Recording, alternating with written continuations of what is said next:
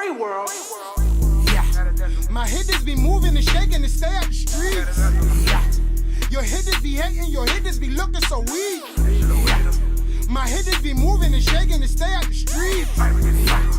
Your hitters be hating, your hitters be looking so. Snuff the shooter, snuff the looter, snuff the booster, snuff the money mover.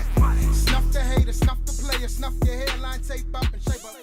Snuff the shooter, snuff the looter, snuff the booster. Hail to the culture, a Washington Redskins podcast.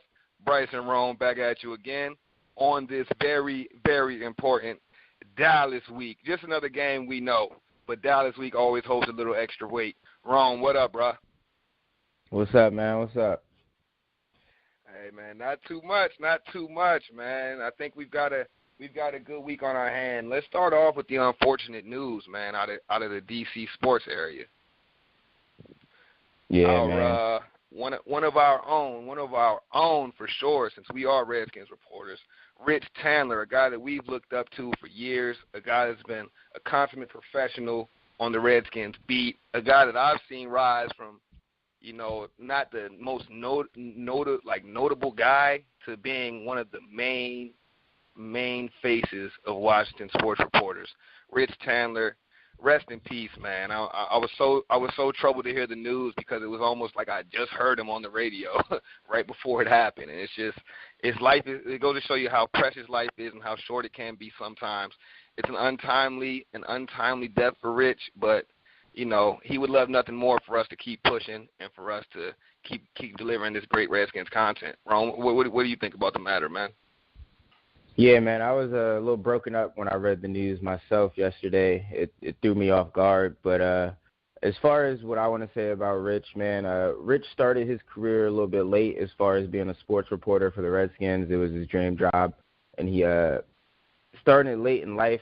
For me, that inspired me. That, seeing him, not give up on his dream and still accomplish it, that stuff like that gave me inspiration to do this. So, in all honesty, part of the reason y'all are even hearing me on this podcast right now is because of guys like Rich Tandler. So I have a ton of respect for him. And, yeah, man, my prayers and thoughts are with his friends and family for sure. Yeah, absolutely, man. Rich Tandler, you will definitely be missed. And let's give Rich a little moment of silence, man. Let's give him a little moment of silence. Let's pay our respects for a moment.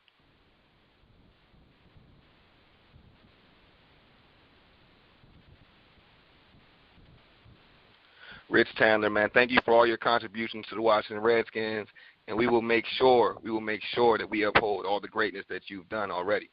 All right, so let's jump in. Let's jump into some of this Dallas week stuff, man. State of the culture, state of the franchise. Here we go, man. Let's start off with our recent history versus Dallas, Rome. It hasn't been pretty since they've gotten Dak Prescott, has it? No, it has not. It has not. It hasn't been too pretty in the Jay Gruden era in general, but it's a new day, though. It's a new day. We got a new look, new quarterback and stuff. I mean, in the past, I want to say, I don't want to throw shade at Kirk Cousins, but a lot of those Cowboy games, I feel like he could have played a little bit better. I don't want to put too much on Gruden. We've played them close, but, yeah, I mean, they've kind of had our number the past couple years.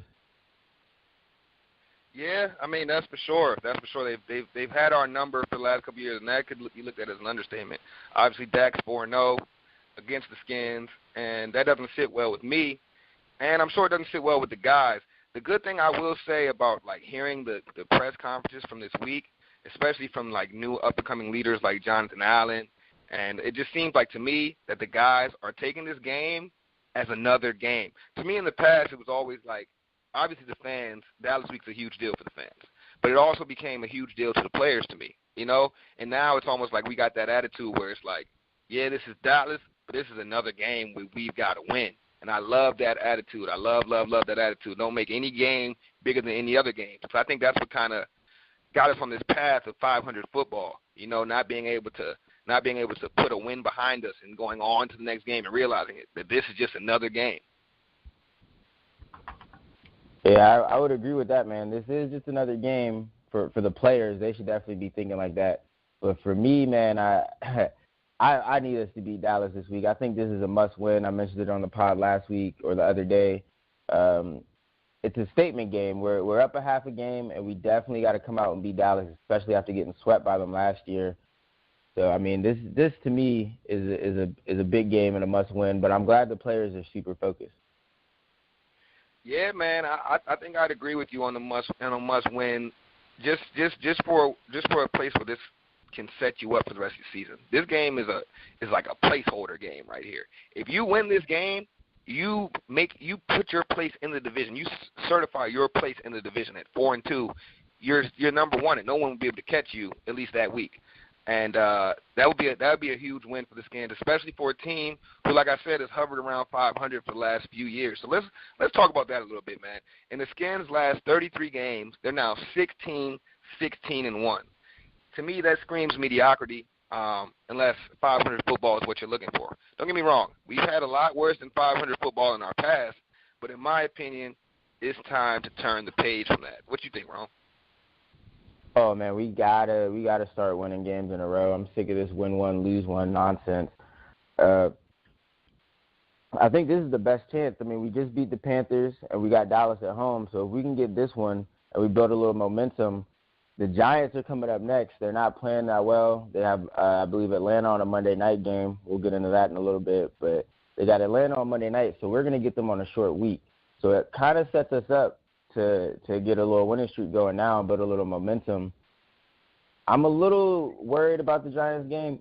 We don't have a great reputation up in New York, but and it does have the vibe of a trap game if we come out and beat Dallas. But as far as us getting a win streak, it's got to start here. We got one, and if we're going to win more than one in a row, we got to get two. Yeah, I mean, I definitely hear you on that, and like the Skins, when the season started, the Skins had the tough schedule, at least from the looks of it. Everyone was like, oh, man, this schedule, how are we going to get through this schedule? How are we going to get through the schedule? Well, guess what, people? Now there's no team on the Redskins schedule that is 500 or better. There's no team on their schedule that's a good team. So never always take the schedule with a grain of salt when it first comes out. If anything, this season's proven that. So, I mean, hey, can we win multiple games? Well, let's look at the schedule. We've got a nice little stretch right here. Obviously, we got the Cowboys and Giants back-to-back. Cowboys, I call them a mediocre team at the moment. Giants have been faltering. After the Giants, we've got the Falcons, and the Falcons, you know, they're going down a hill at the moment. If we can string together 4 wins in that span and go 4-0 with this Panthers win, beat the Cowboys, beat the Giants, and then beat the Falcons, we put ourselves in a perfect spot, literally a perfect spot. Yeah, man, I would agree with that one. But as far as the Falcons, they are teetering a little bit, but that game does concern me just because of their offense. And, I mean, but, yeah, if we can get 4 wins, that would put us at, 7-2? That would give us a big jump before we end up playing the Eagles, which is really the only big threat in the division. So I agree with you, man. This is our best chance to string together a good amount of wins. The question is can they do it? That remains to be seen. I've got faith in them, but, you know, faith is what it is. So let's keep it pushing, man. Let's jump into these injuries, man. We've got some guys that with some concerning injuries, Ron. Can you break down the injury report for us? Yeah, man. A big part of us getting a win streak going is if we can stay healthy. I want to say that's part of the reason we couldn't string together wins last season. So just to give you guys a quick update from yesterday's practice, Adrian Peterson didn't practice, Jamison Crowder didn't practice, Paul Richardson Jr., Sean Laval, Brandon Sheriff were all held out of practice, as well as Troy Apke, who re-pulled his hamstring. Now, I know he's not a starter, but he was expected to come in and give us some help on special teams, and he hasn't really been able to play much this season since pulling his hamstring, or practice much for that matter. So his development is something I'm kind of keeping an eye on in the cut, really. But as far as major injury news, Crowder, Jay Gruden described Crowder's chances of playing this Sunday as iffy. So that's not a good sign. He could be missing his second week in a row. Crowder's in a contract year. We definitely need some production from him. And he's one of our better guys in the slot for sure. Paul Richardson Jr. has been banged up. It seems like he's probably going to be banged up all year. But, I mean, he to me is shooting for an Ironman award. I mean, he's played through some injuries already, and he's keeping it tough. Laval is still down with his calf injury, which he's not the greatest, but I think he gives us a little bit better pass protection. And looking at some of the film from the Panthers game, I think we could use a little bit better pass protection because Alex Smith didn't look that comfortable. And as far as AP and Sheriff, those guys are probably going to play. They're probably just taking necessary rest days. But of all these guys, man, like who would you say you think we need the most for this Dallas game? Oh, man, that's a tough question, man. I mean, the easiest answer would be AP. If AP doesn't play, I would definitely be worried going into the Dallas game. Another guy that I could go with, and this is just based off our play from the week previous, is Laval. Maybe I underestimated Laval just a little bit in the passing game, and maybe him coming back could be the jolt that the passing attack needs. So yeah, I'm gonna go with AP, and I'm gonna go with Sean Laval, and the two guys I think this week we need the most. Jamison Crowder will be on the list, but we've been doing it without Jamison, and even when he has played, he hasn't been the Jamison Crowder that we know. When he does return, I need to see Jamison Crowder on some Jamison Crowder type plays. I need to see some of those bubble screens. I need to see some of those quick attacks to Crowder. Get him out in space. Let that dude work where where he works best. This season it seems like they've tried to turn Crowder into a little bit of a deep threat, and I think we know that's not the best Crowder. I think Crowder could be a deep threat, but that's not who he is at his best. This guy's best in space. Give him the ball and let him work these defenses. Yeah, I agree with that 100%, man. Crowder isn't going to break the defense open, but you give him the ball in space, and he can make some things happen, man. So why don't we go ahead and jump into this next segment, though, and see. We were just talking about a winning streak, what that could possibly do for the Redskins. A win against Dallas this weekend, looking at who the other NFC East teams are playing, if they potentially take L's, this could be big for the Redskins. So I'm looking at it, and the Eagles play the Panthers this weekend. How do you like the Eagles' chances in that game? To be honest with you, I don't like their chances. One of the reasons is because the Panthers are definitely going to be coming out with a chip on their shoulder after taking that tough L to the Skins. Don't get me wrong, the Panthers lucked out against the Giants, and the Eagles beat the Giants handedly. But you never can go fully against Cam Newton because that guy has the ability to win any given game. And I think with the chip on their shoulder that their defense will be playing with after a poor performance against the Skins, I do think that their defense is going to come out hot. I do think Cam's going to come out with something to prove. And I got the Panthers in that game, which would, of course, set the Redskins up perfectly. Yeah, man, I think the biggest problem for the Eagles against the Panthers is the fact that the Redskins just beat the Panthers. The Panthers are definitely going to come out hungry. They're definitely going to come out to play. And it's the Super Bowl champ, so everybody's going to give you their best shot. So I don't think it's going to be a blowout or anything, and I could see the Eagles winning this game. But I got to side with you, man, and go with the Panthers. Now, the Giants-Falcons, that's Falcons all the way. Yeah, well, I could see it going that way. This year the Falcons have just been, I mean, if there's any team that's going to let you score, I think the Falcons are one of them. This may be one of those weeks where the Giants are able to really put together a strong game and have all their weapons on display, almost like a showcase of their weapons. I think I see the Giants winning this game just because I do think that the Falcons allow just a little too much. They allow a little too much in that secondary. And you talking about Odell, you got Evan Ingram coming back from injury, and Saquon, the way that he's been catching the ball at the backfield. I see this being a very, very high-scoring game, and I would not start either of these defenses in fantasy football. Yeah, I would agree with that. Definitely not starting either one of these defenses. The only thing I would disagree with is I just got to see Eli play well again. I don't remember the last time I saw Eli play well. So right now I just have no reason to believe in Eli at all. Their backup's name, I believe, is Kyle Laletta. I'm about two bad Eli faces from putting him in the game. So I love all the Giants' weapons, and if Eli can be a third of what he used to be, then this team might string together some wins. Like I said, I'm not too comfortable with Washington going up to New York this next coming Sunday after this Dallas game. So I do understand their weapons, but I got to see more out of Eli, man. Yeah, I definitely agree with you there. And a part of Eli's struggles have been the offensive line. And the biggest problem with that is just the fact that Eli has zero mobility. So if a play breaks down on the offensive line, he's not getting out the pocket. He's not going to extend the play. It's either boom or bust from the pocket. And I think that's been their biggest problem. Maybe Kyle Laletta out of Richmond could bring a little bit of that swag in the pocket and be able to escape some of those rushes. But I mean, and then again, the Falcons pass rush, they've got some guys, but it hasn't been too impressive this season. It hasn't been like it was when they were going on their runs. So I don't know. It'll be an interesting game to watch. I'm still gonna stick with the Giants, but I'm definitely excited to see that game. So let's keep it pushing and let's jump into this Cowboys. Obviously, the biggest game in the NFC East is Cowboys versus Redskins matchup. Let's jump into some of these key matchups, Rome. What do you see one of these key matchups for our Skins going against Dallas? Man, the biggest matchup that I'm gonna be keeping my eye on is the D line versus their O line. Now, the Jay Gruden even mentioned.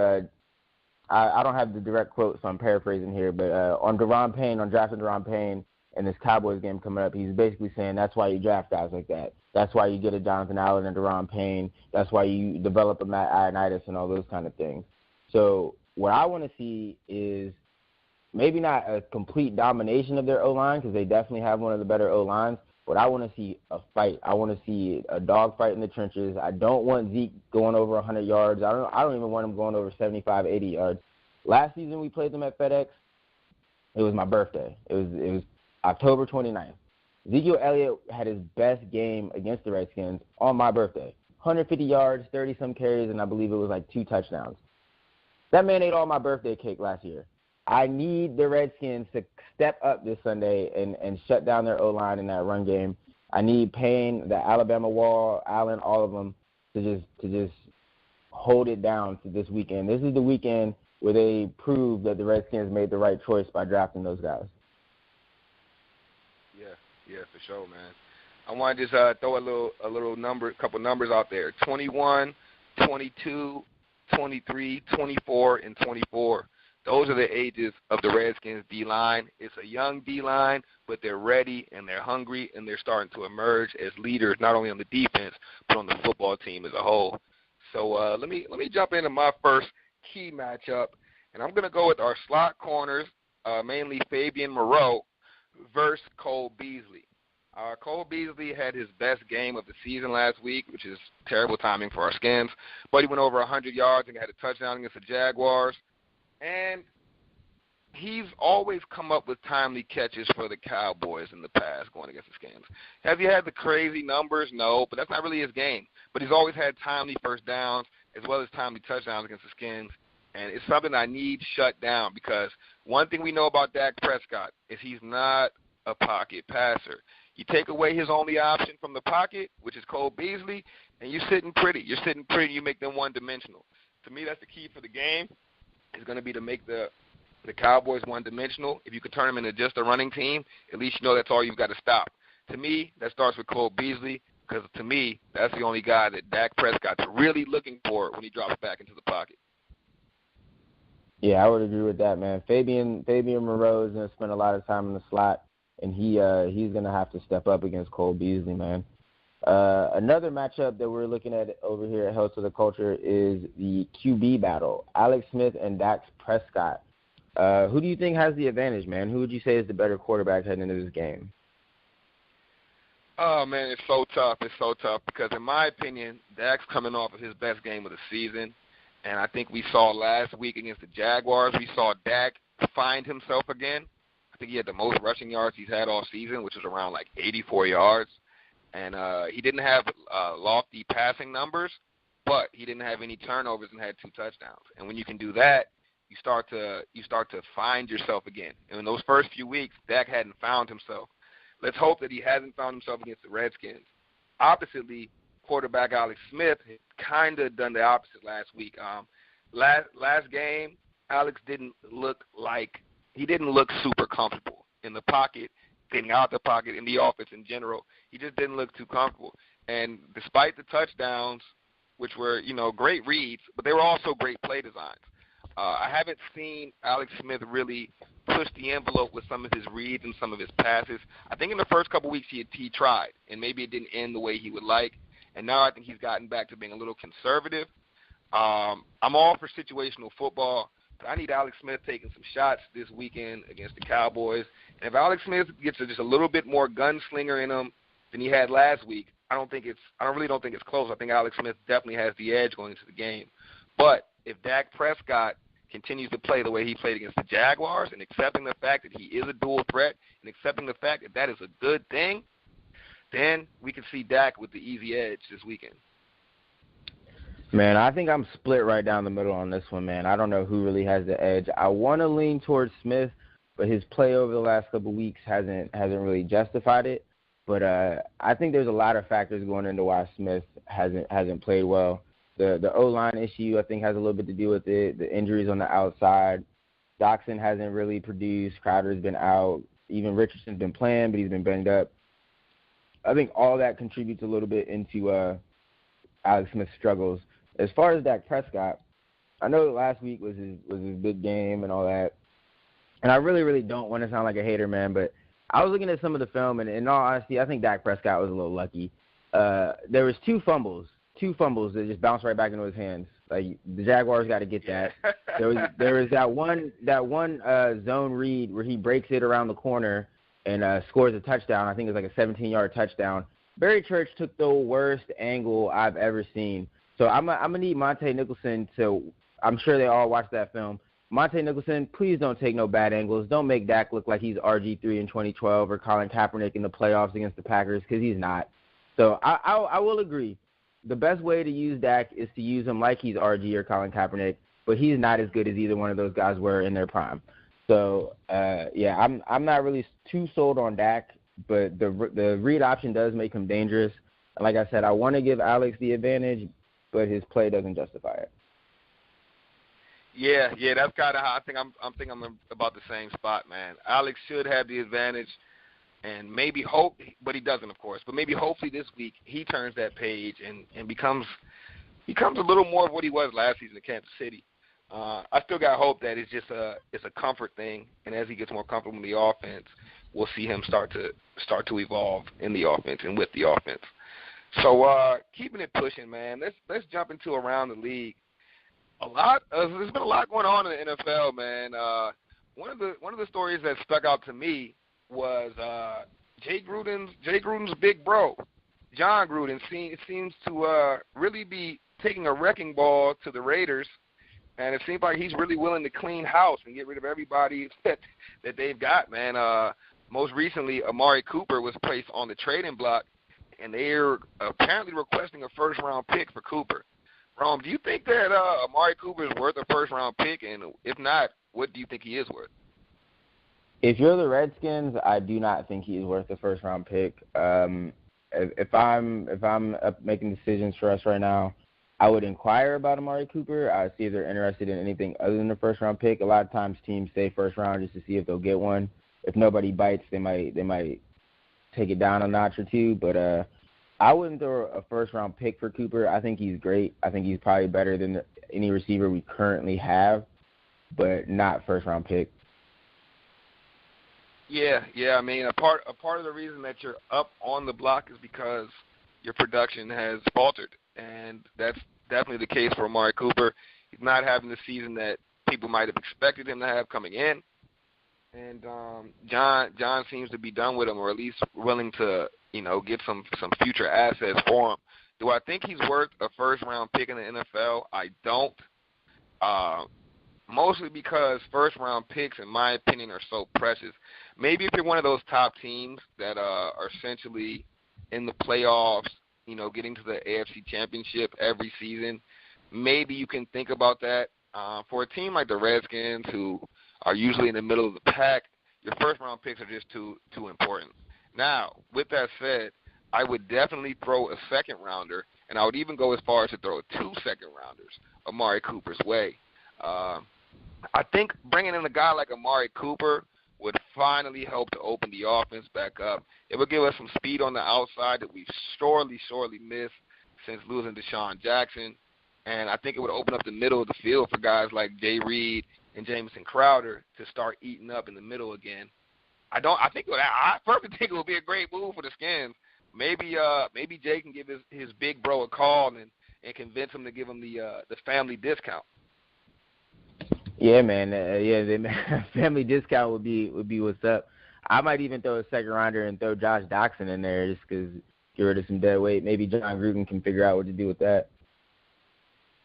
Yeah, maybe. It would be just our luck that Josh Doctson goes there and goes for 1,011 tuds. But sounds about right. So let's stick on the receivers, man. It's the NFL right now, man. Scoring is at an all-time high. Passing yards are at an all-time high. And you know who's benefiting the most is the receiver position. Rome, who do you think, out of all the great performances we've seen this season, who do you think is the best receiver in the NFL right now? Man, I'm torn. It's always a toss-up between best receiver. Right now, though, if I had to absolutely pick, I'd probably go with Tyreek Hill. That man is unbelievably fast. If you heard me and Scuff on the Sports Cipher earlier in the week, he makes fast people look slow. Like, Tyreek Hill is on another level. I had some stats on him about him and Pat Mahomes. He's got like 33.3% of Pat Mahomes' touchdowns, like 30-some% of his yardage. Like, Tyreek Hill, Pat Mahomes has been incredible, and people are giving him all praise, and he should get it. But a lot of that is due to Tyreek Hill, and I feel like because Pat Mahomes is the quarterback, Hill isn't getting the credit he deserves. And a lot of times when you're just a speed guy, they don't want to say you're the best. They want to act like you're just a gadget guy or you're just good for deep routes. But man, Tyreek Hill has been incredible at everything he does. So I would put him at number one right now today. Yeah, man. I think you stated a great case for Tyreek Hill. And I agree with you, man. When you've got that type of speed, people usually just try to blame your speed. Oh, he's just doing it because he's fast. He's just faster than everybody else. It's almost like I call it the LeBron syndrome. You know, like LeBron came out with his athleticism and everyone, oh, he's just more athletic. No. It's not that. There's been guys in the NFL that played receiver that have been as fast as Tyreek Hill. The combine will tell you. There have been guys that have gone below 4.3 that have been 4.3. What was Tyreek, a 4.33 or 4.34 guy? There have been plenty of 4.34 guys that come out as receivers in the NFL, but none have performed at the level, or most have not performed at the level of Tyreek Hill. You have to give the man some credit, especially after overcoming what he overcame to get to where he is. After a couple mistakes early in his career, in his college career, he's definitely turned the page, and that type of speed, that type of ability is what makes fans upset because you just can't stop it. If you don't believe me, just look at what the Patriots did to him after his touchdown when they poured they threw beer in his face. Mind you, they found that fan, and he'll never be able to go to a Patriots game again. But it just goes to show you that what Tyreek Hill brings to the field is something different, man. It's game-changing ability. And to me, right now he's the second best receiver in the NFL. And that's because despite the lack of touchdowns, Julio Jones is the best receiver in the NFL. There's nothing that Julio can't do. Do you like the guy? Do you like the guy to go up and maul someone? Check box for Julio. Do you like the guy to run a perfect slant route and take it 80 yards? Check box for Julio. Do you like a guy to block on a screen pass down the field? Check box for Julio. Julio Jones, to me, is the most complete receiver in the NFL. It has been that way for a couple years now. And personally, I don't see it changing this year, although Tyreek Hill is definitely balling out. Yeah, man, I would agree with that. I would definitely agree with that. If we were doing like a greatest wide receiver like list of like the past few years, I'd probably have to put Julio above Tyreek. But I'm just giving Tyreek the juice for the 2018 season up till now. But yeah, man, Julio is incredible. I think it was 2 years ago he put up 300 yards against the Panthers as a receiver. Crazy. Ridiculous, man. Even with the lack of touchdowns, he's still leading the league in receiving yards right now. And so, Calvin Ridley is stealing all those tuds away, but, Julio is still racking up numbers over there in Atlanta. So, man, let's keep it pushing, man. Let's get back onto these Skins. Bold predictions, Redskins, Cowboys, Rome. Give me one. All right, man. So Dallas week, as you know, has me hyped like it has most of the fans. And originally my bold prediction, I would say it's pretty bold. I'm going to change it up a little bit here, Bryce. So I had the Redskins blowing out Dallas. That was my bold prediction. I was going to say Washington's going to blow out Dallas by 13 or more points. But no, I am going to up that because it's go bold or go home. That's how I'm feeling today. It's Dallas week, man. I'm calling it now because I was looking at it a minute ago. Vegas has the odds Redskins favored by 2.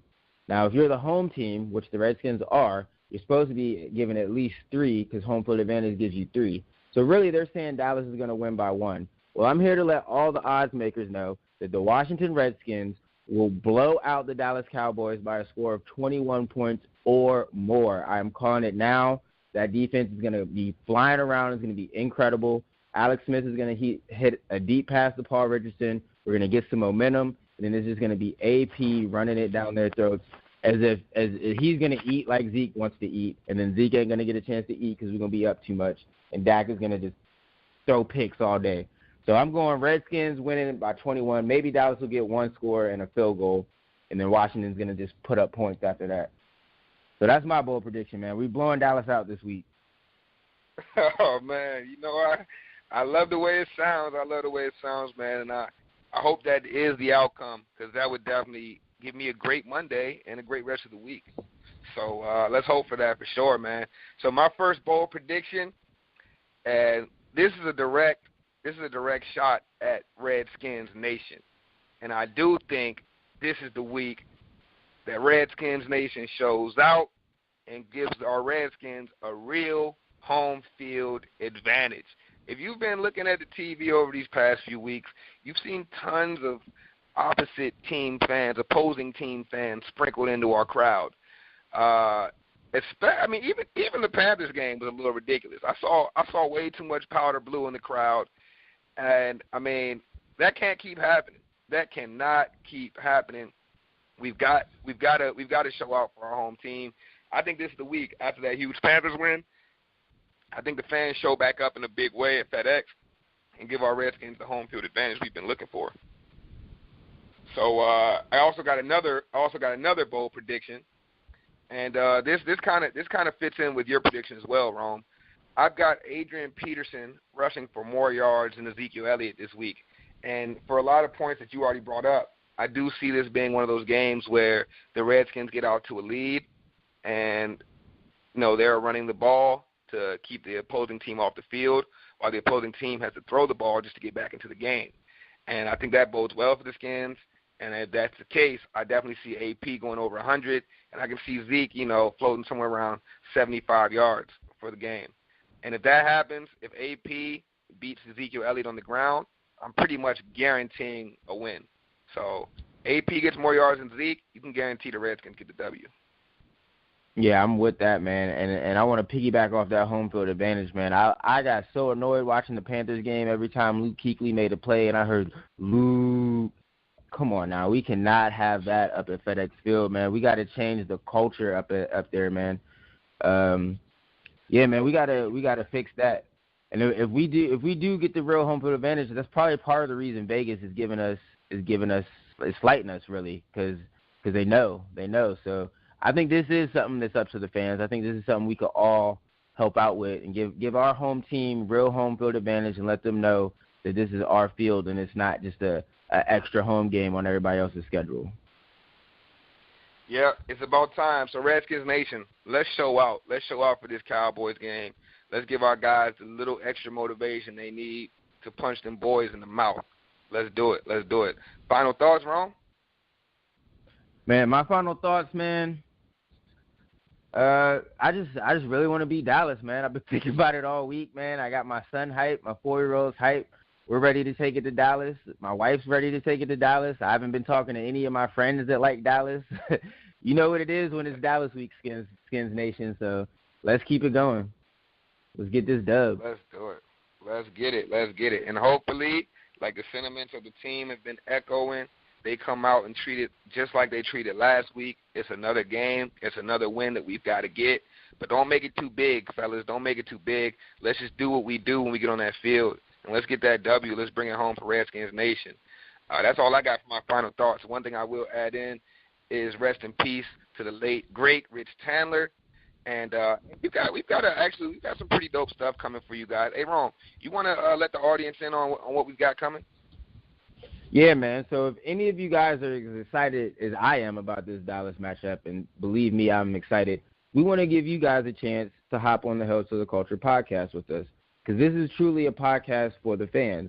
So, it's all about the culture. We just talked a lot about, home field advantage and all that. And the Dallas week brings up a lot of emotions, man. So win or lose, we would love to hear from you guys. So reach out to us on Twitter. You can DM us if you're following us. Give us a follow if you're not.